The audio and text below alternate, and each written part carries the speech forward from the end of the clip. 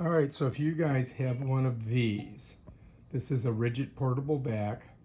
It's 4 gallon, right? It's like one of those canister shop vacs. You can buy this filters on Amazon, which I purchased. Let me show you. Here they are. And yeah, they fit the machine. They're super great.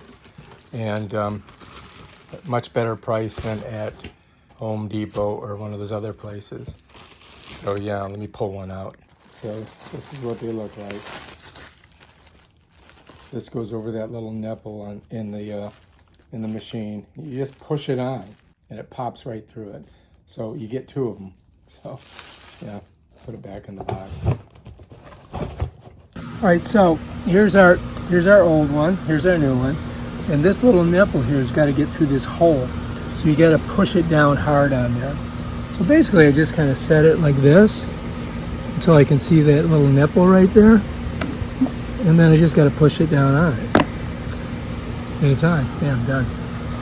And now we're ready to go. Now we can put it back on the body once it dries off. We want to throw this away. You can see how dirty it got. All right, so it's pretty simple. You just got to get it on there and lock it down. And this is where your hose is going to go. So it really doesn't make too much of a difference where you put it. You just got to match it up like that. And then you've got to get this over. And the thing is you want it to clip, but you don't want to clip your finger in there. So I just go like that. And then we can go to the other side. Same thing, just pull that over and done.